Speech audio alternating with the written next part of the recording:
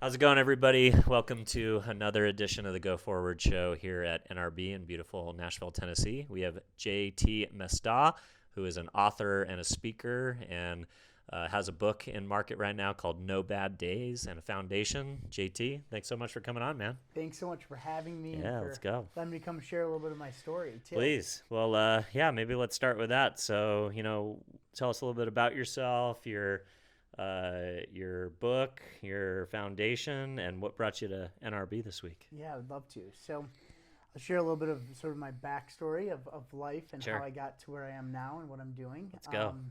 I was born with something called Bacterial syndrome, Okay. and so at birth, my parents had no idea that what was about to come their way, and so with that, when I was born, there was many complications, and most of it was GI related. So from my esophagus all the way down through my system was compromised, as I like to say, and so we had tracheoesophageal fistulas. I had a colostomy bag for the first few years of my life. I had about 16 surgeries before I was 16 years That's old, brutal. and spent over 250 days in the hospital Wow. at given time, and then some spinal cord surgeries along the way as well from something they called tethered spinal cord. And so, with that process of medical challenges, had gotten through those and continue to deal with some things here and there, but we started to realize that I had education challenges as well. And so with that, I was diagnosed with dyslexia, and I was at a school in Michigan where I'm from. And at that time, this small school said, JT won't be able to come back here anymore because he's not keeping up with the other kids. And so my parents had a new mission in life, and that was to get this fifth grader reading. And so we were blessed to come across a program called the Tatum Reading Program, and this program was a great success for me and many others, and ended up moving to Denver for that, and eventually coming back to the Detroit area, being homeschooled, going back to the high school, the school system that said that I would never be able to read or write and wouldn't be able to Wow. go to school there. So Yeah, it's funny. I see a common trait a lot of times in entrepreneurs and very successful people with dyslexia. One of my clients that I represent right now, he sold his company in 2021 for $150 million. He's on to his second venture and a self-described dyslexic and has still a lot of problems to this day. What do you think it is about that condition that kind of drives people to be successful and persevere above and beyond their circumstances? I love that. I think, one of the big things, what do they say? 80% of entrepreneurs are either ADD, ADHD, or dyslexic. And so with that, I think it's because of the challenges that you go through and you face. You have to learn to adapt and Be resourceful. Exactly. And that's something that I've found in my life, that the people I've come across, and myself included, that you find different techniques and you find, passions too. And I think that you become very driven in a specific area. And so for me, that drive has been to help others and to share other people's stories. And so, with my challenges, being able to write these books and start a foundation and have a passion for the outdoors and adventure, that's really where my drive is to share other people's stories and my own story, and to help fundraise and raise money for the foundation through adventure sports. Wow, that's awesome, man. So, talk a little bit more about the adventure sports angle. It's interesting. Sports tourism is planned to go from, I think it's 600 billion to 2 trillion by 2030. That's people doing anything from like going somewhere to run in an Ironman race. Totally. One time I was camping with my daughter with the YMCA, and a dad got up in San Diego at like 4 a.m, drove to Big Bear, ran a race, came back down the mountain and rejoined us for a camping trip. That's how hardcore he is. And then there's even, people traveling for things like the Olympics and Super Bowl and LA 2028. Tell us a little bit about, your passion for adventure sports and, how does that tie into everything? Yeah, so backing up to when I was younger again and past some of the medical challenges, but I really realized through a mentor of mine who introduced me to a lot of winter sports, I'd say. Yeah, like snowboarding and Yeah, stuff he was like a that. ski coach of mine. Hmm. I had skied for years, but then he taught me a ton more in that field and ice climbing, skinning, and those kind of things. I found that that was my passion and that it was my time to be in God's place, God's Wow. country, as I Yeah, like of to say. course. Yeah. And it was a time where I got away from those who said, JT, you won't be able to do this or you won't be able to do that. Reading, medical, be out in the wilderness for a Hmm. week at a time.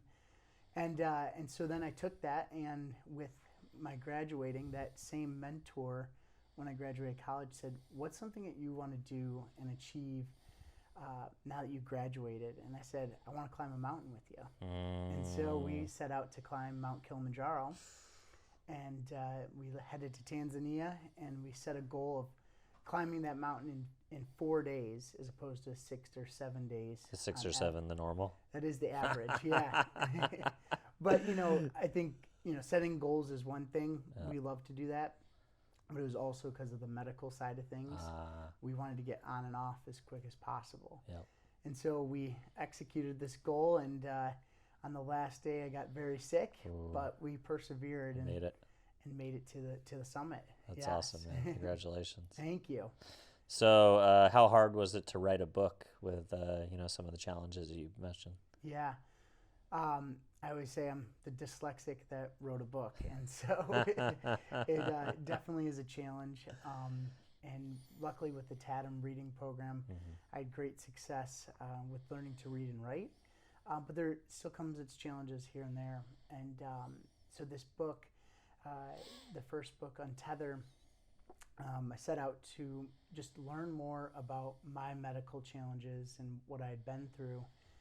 Interviewed my doctors, educators, and from there, my friends and family said, JT, you need to put this into a book form. And that's how the ball got rolling. And there was a lot of trial and error and throughout that process. And by the time we got the first book done and the foundation had been started, and the excitement of just wanting to put a book together that shares other people's stories was super important. And that's where my book No Bad Days comes about and shares their journey in life. I love that. Tell me more about the foundation. What's the mission and what are you Yes. doing there? So the mission, I look at it as we have three main pillars. We have the medical side of things, and we do medical supplies for children with colorectal issues like myself.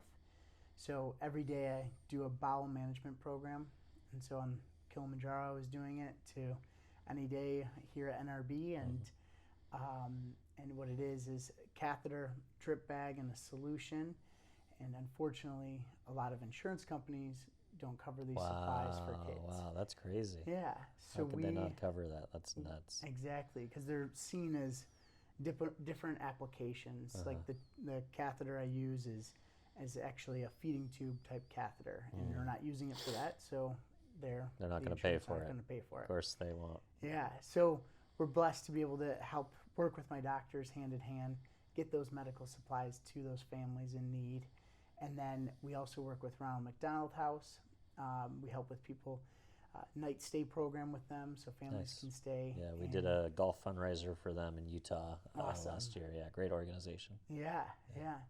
And so that's sort of the education piece. We have a faith-based aspect.